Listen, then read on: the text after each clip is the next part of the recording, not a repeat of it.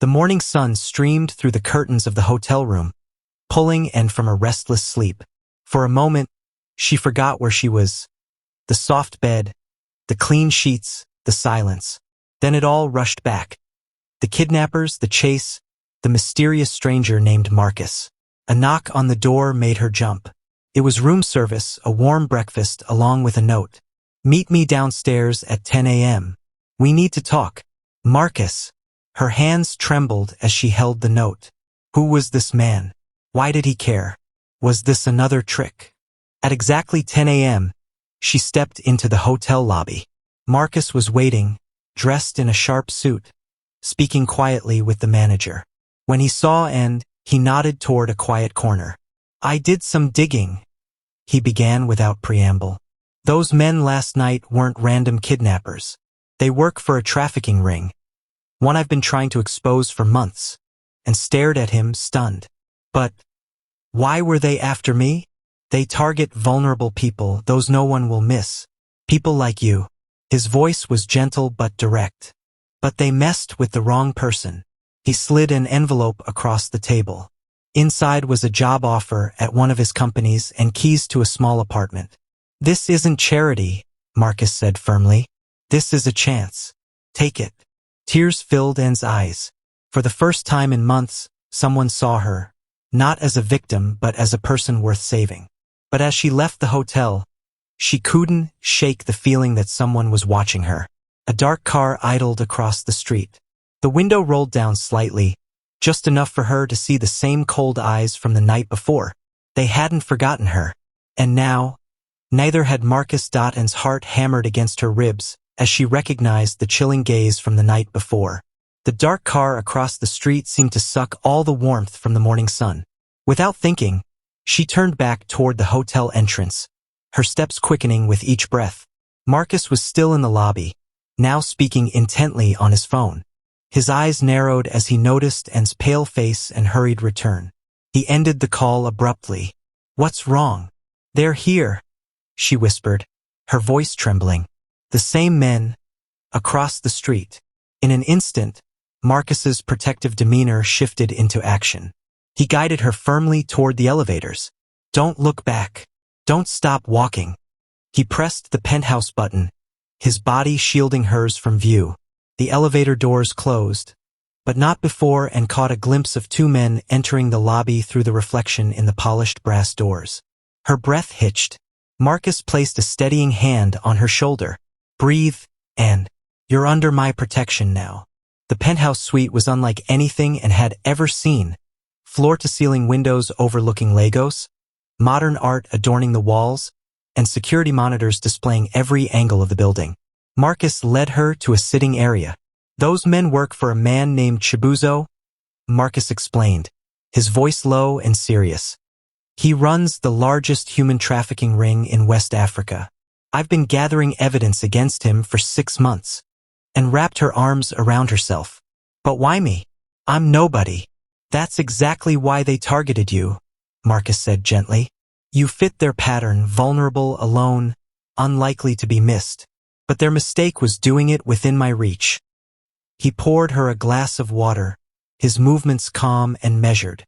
"I need to ask something difficult of you, and the police have been trying to catch Chibuzo for years. You're the first victim who's escaped alive and can identify his operatives." Anne's hands shook so badly she could barely hold the glass. "You want me to help you catch them?" "Not just them," Marcus said, leaning forward. "I want to bring down the entire operation. But I need your help to do it." Tears welled in Anne's eyes. "I'm so tired of being afraid." "That's why we're going to make sure you never have to be afraid again," Marcus vowed. "But first, we need to get you to safety. This hotel isn't secure enough." Within minutes, Marcus had arranged for a secure transfer. 2 large men in dark suits arrived, his personal security team. They escorted and through underground parking to an armored vehicle, with Marcus following closely behind. The drive took them to a secured compound on the outskirts of the city. High walls, surveillance cameras, and guarded gates surrounded a modern safe house. Inside, Marcus showed Anne to her room. "You'll be safe here. My most trusted staff will look after you." over the next few days and began to regain her strength. Proper meals, rest, and security helped heal her body, but the psychological wounds ran deeper. Marcus visited daily, updating her on the investigation and slowly earning her trust. One evening, as they sat watching the sunset from the terrace, Marcus shared his own story. "I wasn't always like this," he began. "I grew up in Makoko in the floating slums. I watched traffickers take my younger sister when I was 12. I vowed then that if I ever had power, I would use it to protect people like her," and looked at him with new understanding. "That's why you stopped for me that night." Marcus nodded. "When I saw those men chasing you, it was like seeing my sister all over again." The next morning, Marcus arrived with a folder. "We've identified the men who chased you. They're low-level operatives, but they lead to bigger fish. The police are ready to move when we are." And took a deep breath. "What do you need me to do?" "We need you to view some photographs, listen to some voice recordings. Anything you recognize could be crucial." For hours, and worked with investigators, identifying faces and voices from that terrible night.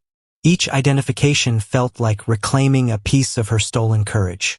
As the investigation progressed, Marcus involved and in his foundation's work against human trafficking. He discovered she had a sharp mind for organization and a compassionate heart for victims. Slowly, he began to see her not just as someone to protect, but as a potential partner in his mission. Weeks turned into a month. The safe house became a place of healing and purpose rather than just hiding, and started making plans again. Real plans for a future she thought she'd lost. Then came the breakthrough they'd been waiting for. The police located Chibuzo's main operations center. A raid was planned for the following night.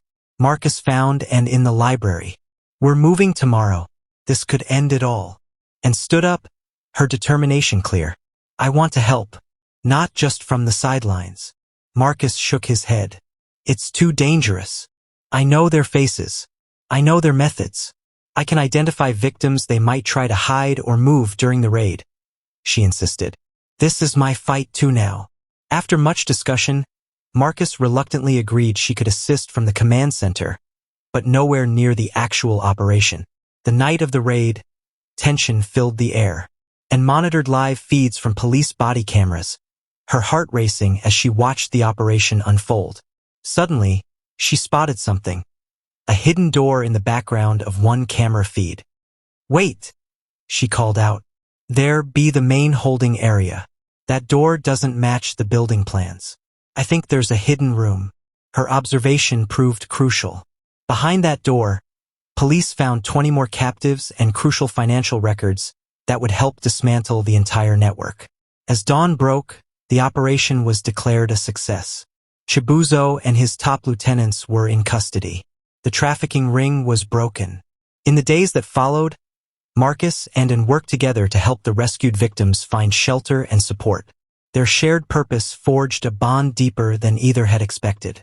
One evening, standing on the terrace where they'd had their first real conversation, Marcus turned to Ann. "I know you have your own path to walk now. The job and apartment I offered still stand, no obligations." And looked out over the city lights, then back at Marcus. "I don't want just a job and an apartment. I want to help you build more safe houses. I want to help create the foundation you dreamed of. If you'll have me as a partner."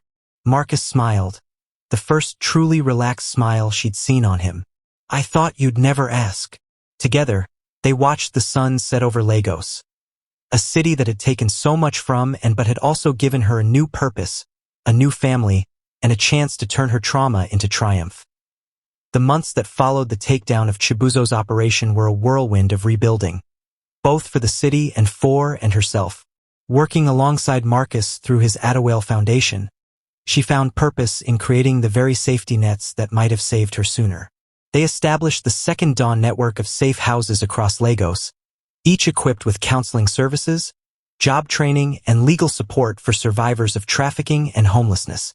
Anne's first-hand experience brought a unique empathy and insight to their mission.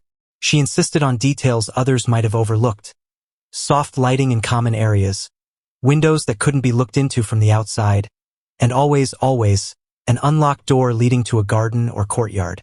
Freedom, she told Marcus one evening as they reviewed blueprints, isn't just about getting out. It's about knowing you can leave. Their partnership deepened both professionally and personally, where Marcus was strategic and connected, and was intuitive and relentless. Together, they became a formidable force, not just in philanthropy, but in influencing policy and corporate accountability. Yet despite their growing closeness, they maintained a respectful distance, each aware of the power dynamics and past wounds that needed time to heal. One rainy afternoon, as Anne was preparing for a fundraising gala, her assistant handed her a sealed envelope. "Delivered by hand," she said. "No return address." Inside was a single photograph, a grainy image of and leaving the foundation's office the previous night. Scrawled across the bottom in red ink were the words, "He can't protect you forever." Her blood ran cold. She immediately called Marcus, who was in a meeting with the commissioner of police. Within minutes, his security team swept the building and escorted her to his penthouse. Chibuzo's network might be broken, but his influence isn't, Marcus said, his voice tight with anger. "There are still loyalists out there, and they blame you for his capture." He insisted on increasing her security detail, but Anne resisted.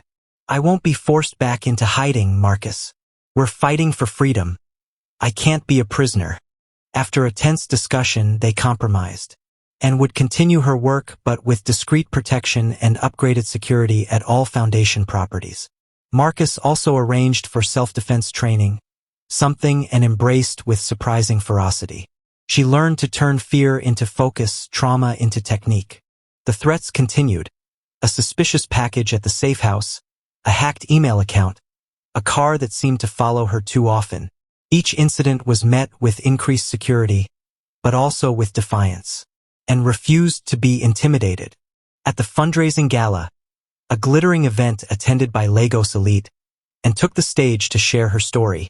She spoke of homelessness, of fear, of the night she ran for her life. Then she spoke of hope, of second chances, and of the work the Foundation was doing. The room was captivated.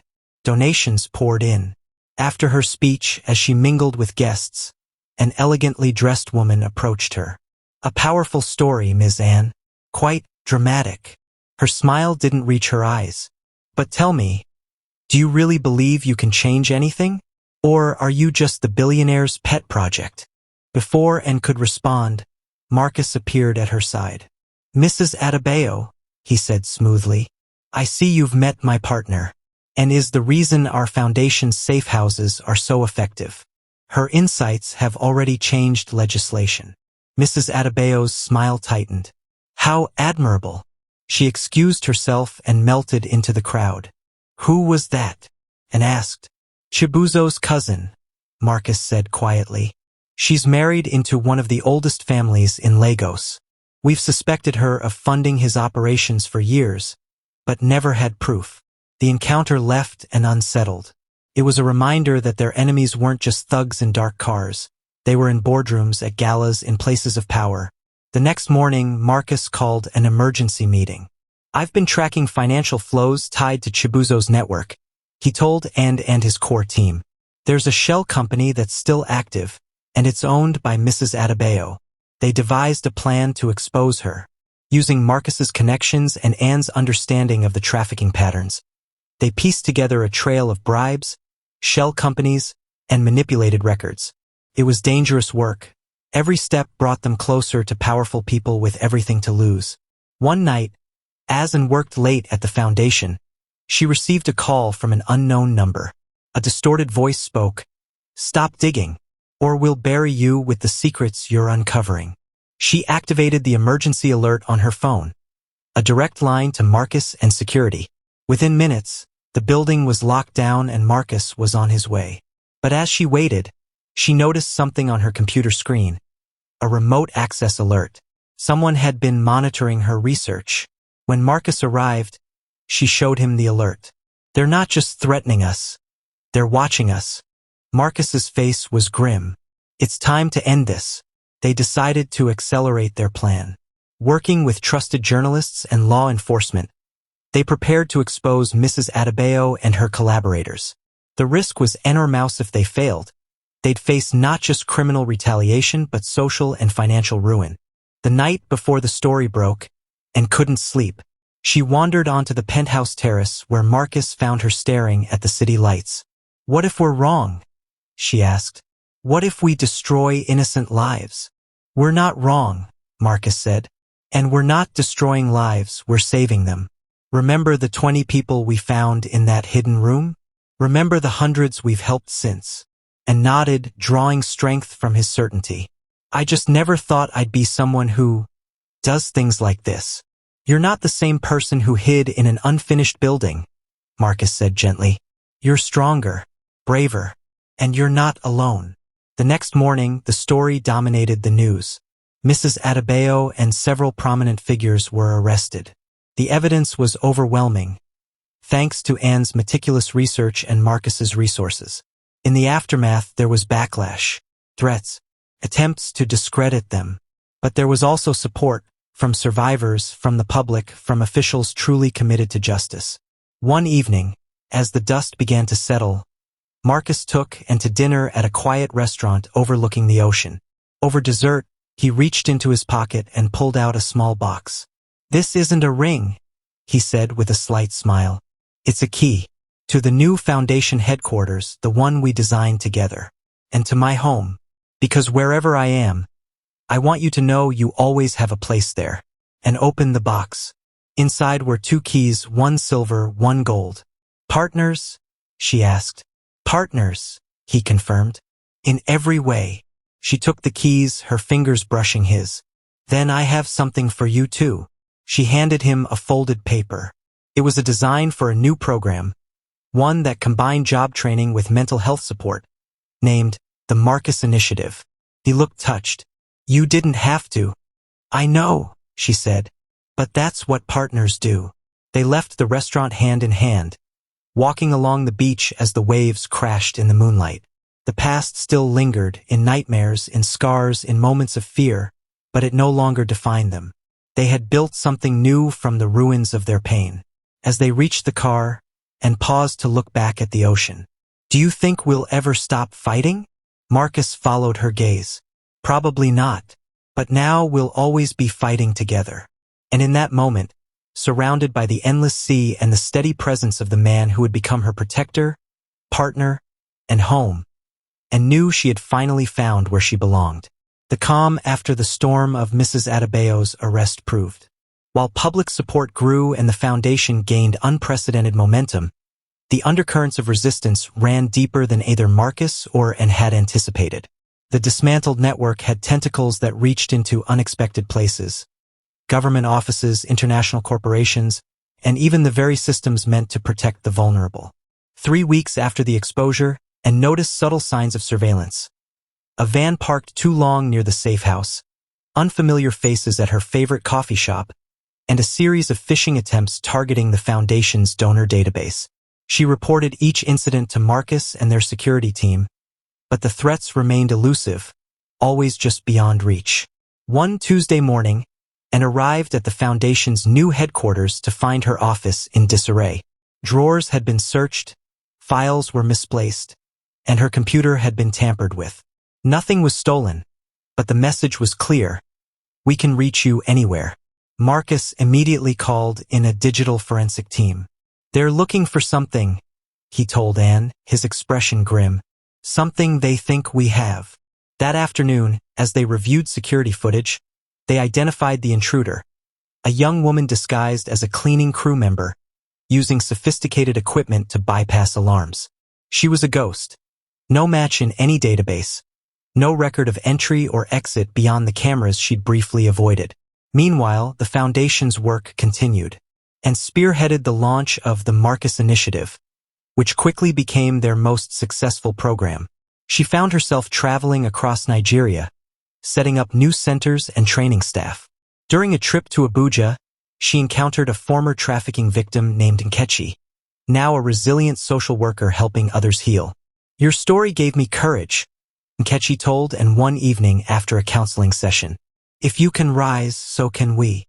But as Anne's public profile grew, so did the risks. During a fundraising dinner in Port Harcourt, her car was sideswiped by an unmarked vehicle. It was made to look like an accident, but the driver's deliberate precision and immediate escape suggested otherwise. Marcus, increasingly protective, insisted on accompanying her to events. Their relationship had deepened into a quiet understanding. Unspoken promises conveyed through glances, casual touches, and shared silences that spoke volumes.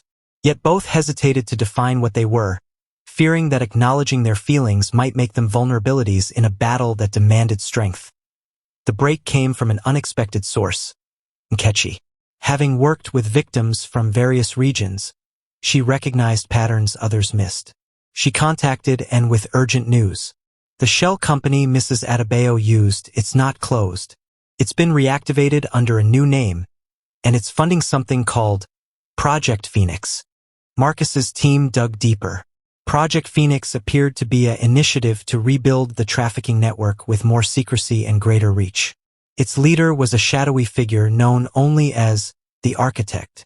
Working with Interpol and local authorities, Marcus and discovered that the Architect was using humanitarian fronts, fake NGOs and charity drives, to identify and groom potential victims. They were preying on the very people the Adewale Foundation sought to protect. The revelation hit and hard. "We're not just fighting criminals," she told Marcus, her voice weary.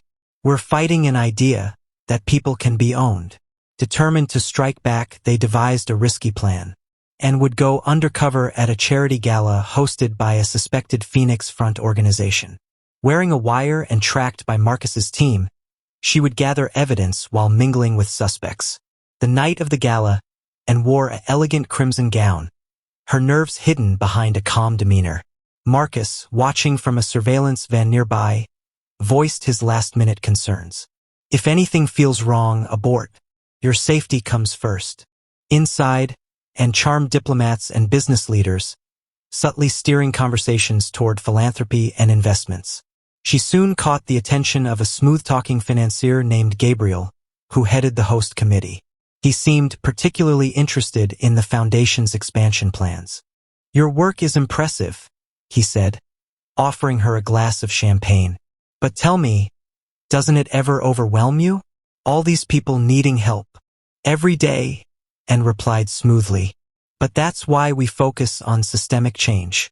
Help people rebuild their lives, and they'll never need saving again." Gabriel's smile didn't reach his cold eyes. A noble goal, though some might say it's better to control the system than to change it.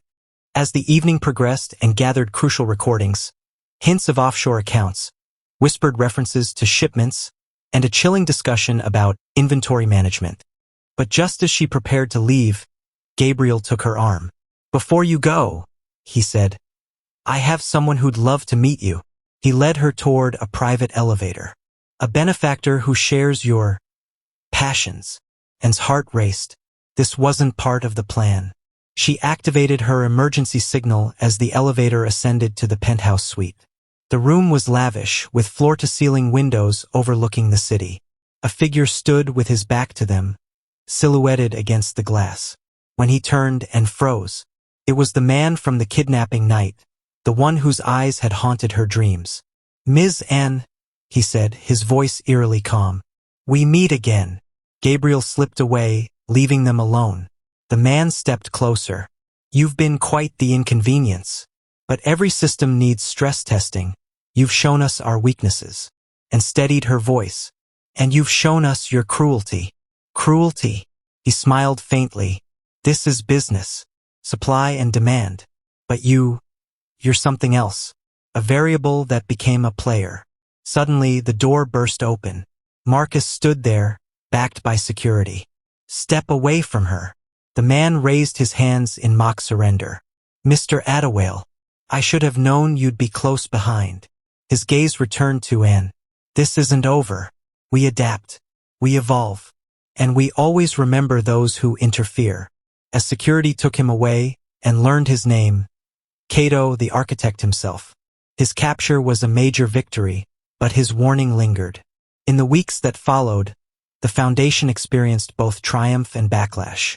With Cato's arrest, Project Phoenix collapsed, But sympathizers launched smear campaigns against Marcus and Anne. They accused the foundation of financial mismanagement and even suggested Anne was a paid actress fabricating her story. Through it all, they stood together. Marcus used his influence to clear their names, while Anne's authenticity won public trust. One evening, exhausted but victorious, they finally addressed what had grown between them. Marcus found Anne on their headquarters' rooftop garden, watching the sunset. "We never talked about us," he said quietly, and smiled. "There never seemed to be time." "Make time now," he urged gently. "I love you, Anne, not because I saved you, but because you saved me from forgetting why I started this fight." Tears filled her eyes. "I love you too, Marcus, but I need to know this is real. Not gratitude, not shared trauma, but us." He cupped her face. "Then let's find out together. No more emergencies, no more missions, just you and me." Their kiss felt like a new beginning, a promise of peace after the long battle. The following months brought unexpected calm. The foundation thrived, expanding across West Africa, and became a recognized advocate, using her platform to push for stronger laws and better protection for survivors. Marcus, once known only as a billionaire businessman, was now celebrated as a humanitarian. On a warm evening exactly 1 year after they'd met, Marcus took Anne back to the street where he'd first seen her running. It was now brightly lit, with security cameras and community watch programs, part of their Safe Streets initiative. He got down on one knee. "I don't want to just protect you, and I want to build a life with you. Will you marry me?" Tears of joy streamed down her face as she said yes. Their engagement was celebrated across the city they'd fought so hard to protect. But as they planned their wedding, a single email arrived in Marcus's private inbox. Contained just one line: "Every phoenix rises from ashes." Attached was a blurred photo of a man who looked strikingly like Cato, standing near a private jet. The fight wasn't over, it had simply changed form. But as Anne read the email, she felt not fear, but determination. She took Marcus's hand. "Together."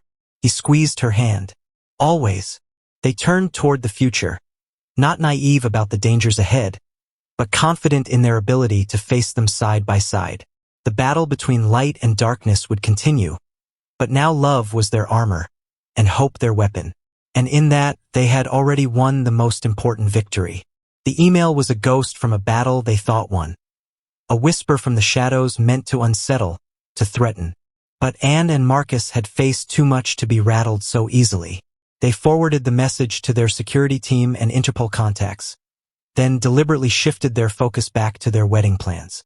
They would not grant Cato or his legacy power over their joy.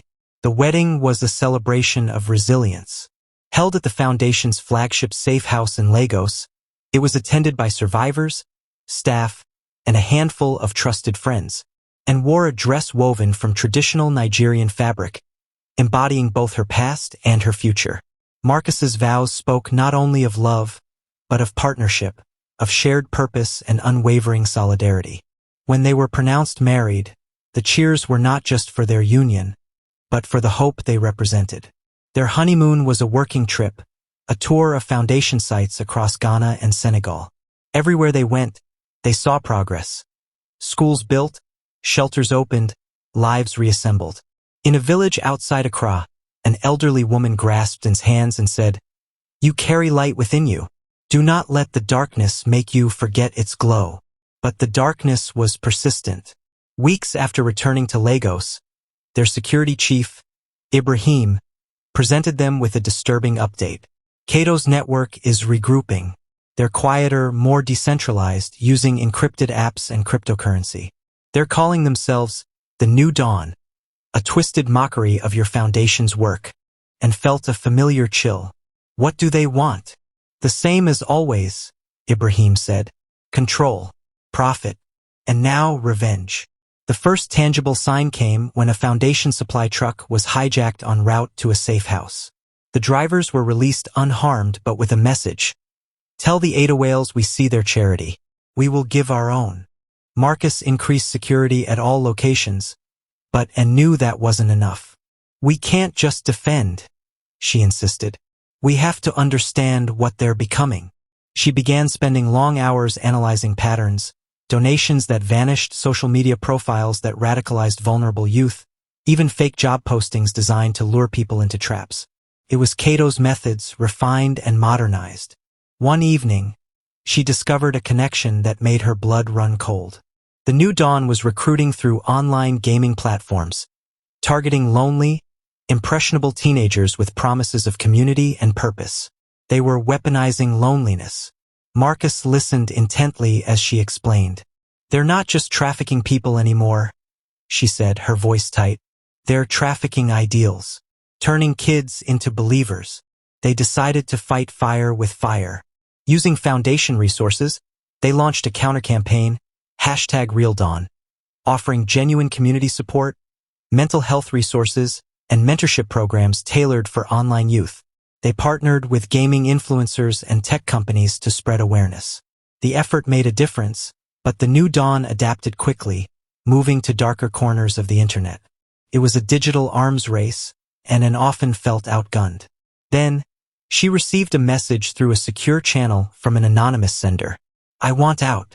I have information. Meet me alone at the old ferry dock at midnight. Come armed. Marcus forbade it. It's a trap and they want to draw you out. But felt a strange certainty. What if it's real?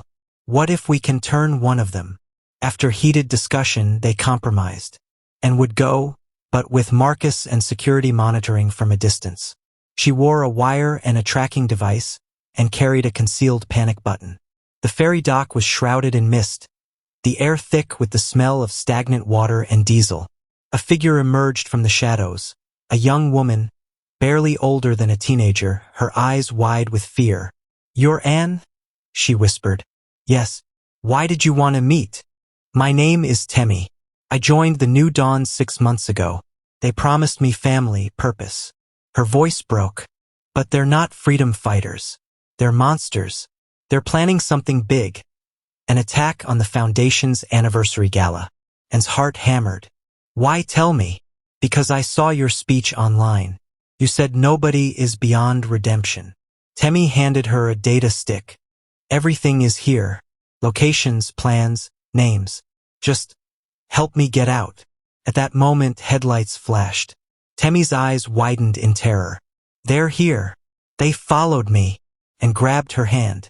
Come with me. Now. But it was too late.